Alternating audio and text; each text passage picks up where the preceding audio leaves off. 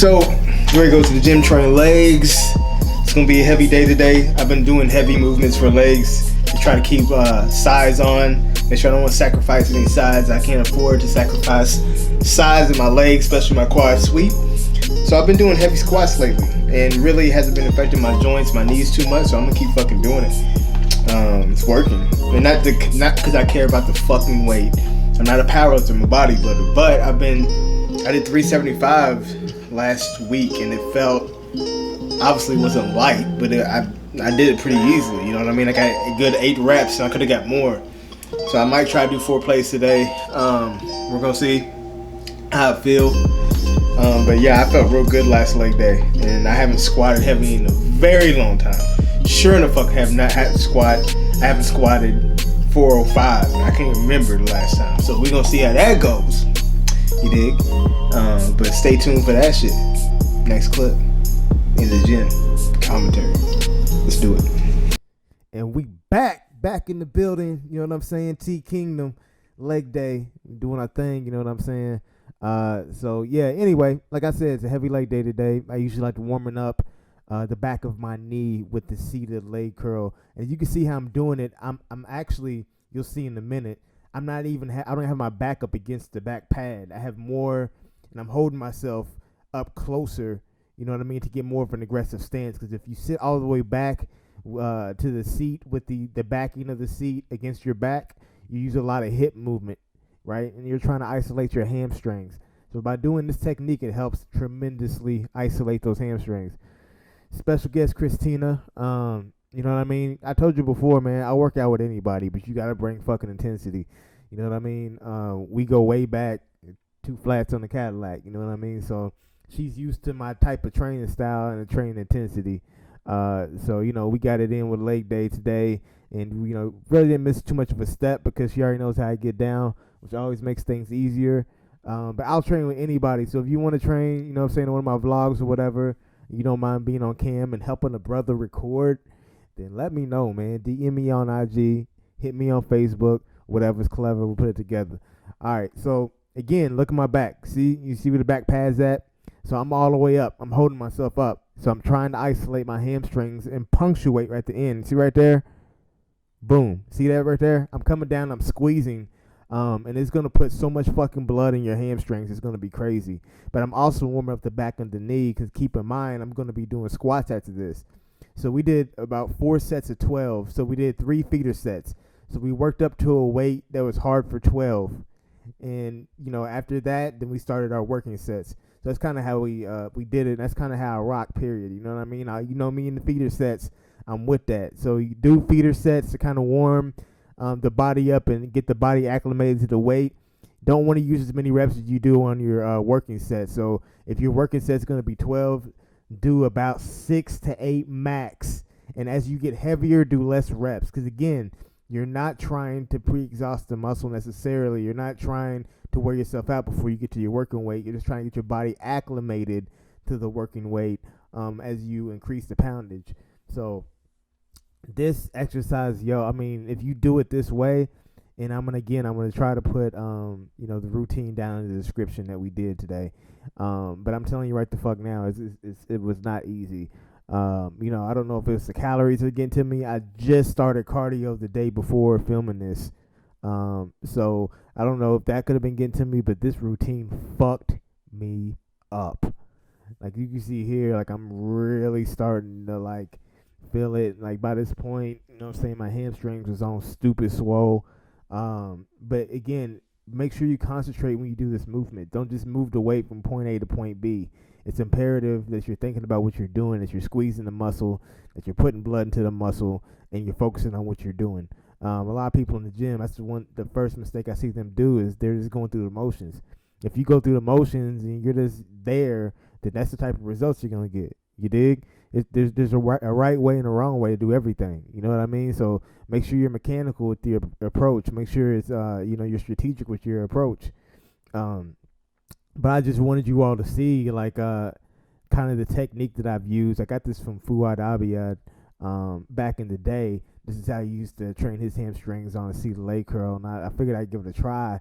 And OMG, it made a world of difference.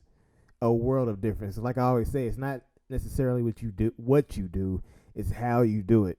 So that's very imperative. So again, mechanics are everything. Learn it, love it, and you know what I'm saying. Keep it moving. So again, fuck, we recorded a lot of sets. So we got, I think, 8 sets we recorded here because we recorded all 4 of our working sets. But I can't really say too much more about this movement other than it's fucking gruesome and it's a hell of a way to warm up. But it definitely works because I have knee pain that is better because I know how to take care of it now. But ever since I've been doing this before I do heavy squats, I really haven't had that much knee pain. And of course, the handy dandy Tiger Bomb that I always be telling y'all about. I apply that on my knees and shit like that. They didn't even sponsor me, man. They didn't even sponsor your boy. So right here, my first working set, it was 375, and it felt kind of heavy, and I was like, I don't know if I'm gonna go up higher than this to keep it a grand, keep it a G, but I ended up going a little higher. And believe it or not, I am breaking parallel. It doesn't look like it because I had a hip injury in the military, and pretty bad one. They didn't really think I was ever going to be able to like walk properly, let alone squat 400 pounds ever in my life. So it looks like my hips aren't breaking, but they are because you're from the side. But my hips were breaking, so rest assured that you see a little bit here maybe. So my form is there. You know what I mean? This set of 375 felt a lot easier. I'm like, all right, shit, your boy might be able to go up a little bit. So, but I don't know, man. The weight's moving. My carbs and my calories are the same, but I'm adding cardio, so I thought I was gonna be weaker. But the weight is moving. So I think it's at this point I'm like, you know what? I think I'm gonna try to go up to 405, and see how that feels. Her hips are kind of tight like mine. If you notice, it's kind of a similar form. It's hard to break parallel with our hips, which is the reason why your boy's thinking about doing hot yoga. But anyway, this is where I get this 405, as you will see. So I'm gonna let y'all watch this with the sound on. Watch me get in the zone and shit. So enjoy that real quick.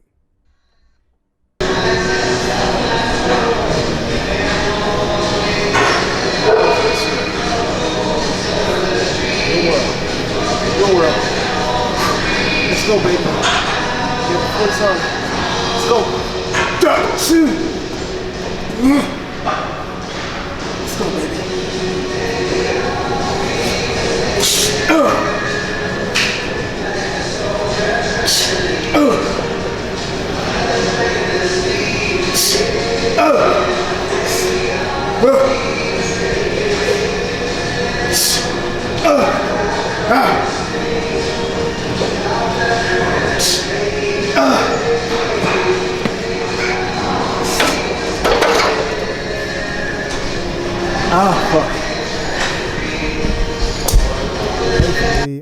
I did that. I didn't record, but I did do a drop set of 225 to get more reps. I think I got maybe 7 reps right there. I did 225 for 6 more to get those reps in. Again, we're bodybuilders, we're not powerlifters, right? So it's all about the rep ranges. So I wanted, good hypertrophy. So I dropped immediately, went to 225. So she's doing her final set, I believe. And that was brutal, bro. Like, I honestly, as I'm doing it, I'm surprising myself. Like, holy shit, I'm actually doing this shit. But it felt like lighter than what I thought it was going to feel. So again, I felt like I probably could have got 2 or 3 more. So, you know what I'm saying? Next time, you know what I'm saying? Your boy might be doing 2 or 3 more, but I got to watch myself because I don't want to just have a dick hanging contest and end up fucking injuring myself while I'm in prep.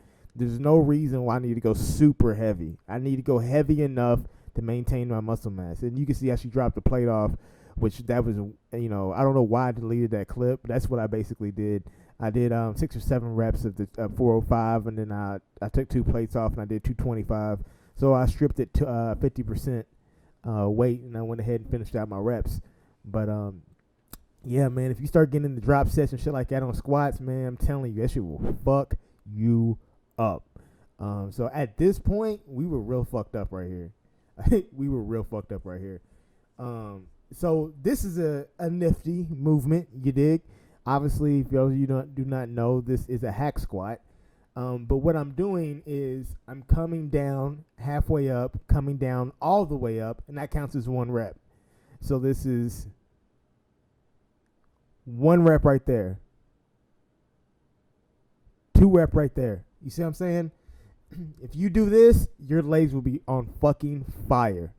And if you add it after squats, I don't know, you might not be able to make it. You might want to put it at the beginning. But you know what I'm saying? If you're an animal, you go ahead and put it after squats. But it will help your legs and your quads sweep so fucking much. You know, because you're doing time under tension. And that shit will fuck you up. So give it a try. I think we did 12 reps, 4 sets of 12 reps here. And it was a fucking beast. Because we're already so taxed after doing squats and doing those drop sets and shit like that. You know what I mean? So it was, she kind of missed the memo of what I just told you on how to do it. And the funny thing about this shit is, she helped me record a how-to, and I broke it down on camera on how to do this. And then right after, she did her set and didn't do it. But, you know, that's a different discussion for a different day. But anyway, so then, you know, here I go doing my other set. Again, the battery's dying, so I'm like, we don't need to be recording 4 sets. And plus, the commentary is going to be hella fucking long. So we got 2 sets on cam. And, yeah, this exercise is a fucking animal. My coach actually introduced me to this exercise, Steve Weingarten, KY coach. I think it's his name. KY coach, is it? Let me look that up for you all, because if you're in the Kentuckiana area and you want coaching, definitely hit him up. He has an old school approach, which I appreciate, you know, because I fell in love with old school bodybuilding. So you can look him up on Facebook, Steve Weingarten. Send him a message, and if you don't get a hold of him, send me a message, and I'll make sure that you do. But yeah, I'm going to be getting more footage of him next time I do check-ins in person, and maybe we get a little interview for him from him, and you know what I'm saying, you can learn a little bit more about him. But he is coaching me this year. He's driving the ship, the helm, you know what I mean? But anyway, back to this exercise.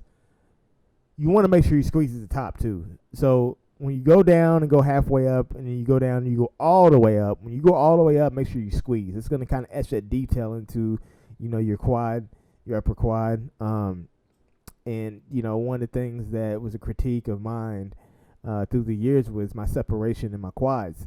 So that's the reason why I'm so, like, conscious of making sure I squeeze on movements like this. I squeeze on movements like leg extension, and I really try to etch that detail in there and feel the muscle fibers. Because when you get real lean, you can literally feel every single muscle fiber. It feels like firing. So I usually even physically feel. You see my hands on my quads right now? That's what I'm talking about. Like, I'm making sure that I'm feeling that separation. I'm feeling what my legs are doing. I'm contracting. I'm doing all that shit like that. And it works, man. You know what I'm saying? Just I know it sounds cliche as fuck, but mind-body connection is everything. So you want to make sure that you have all that, and then you're thinking and being cognizant of that. You know what I mean? But yeah, so this was the last exercise that we did, and we just did straight reps, 12 reps, moderate weight. We're squeezing the hell out of it at the end. And I feel like I'm, you know what I'm saying, I'm picking on her, but I'm not. But when you see her doing her set, you'll see, like, pay attention to our facial expressions. Like, you'll see me start to fucking, like, you'll see the pain in my face. Like, I'm like, fuck me, this shit's getting fucking hard. But she's literally not doing that much. She's almost doing the same amount of weight as I am, and she has, like, no anguish in her face. It has everything to do with how you do it, not how much weight you do. See, look at my face, but how you do it. You can make any exercise intense. You can make moderate weight intense. It's all about your approach. You know what I'm saying? It's all about your approach to the weight and concentrating and really digging deep. You know what I mean? And, you know, a lot of people struggle with this. But anyway, long-ass commentary. I apologize, but I hope y'all like it. I hope you enjoy. Please subscribe. Please like this video. I'm going to let y'all go with some posing. I hope y'all enjoy it. And stay tuned for the next vlog. Peace.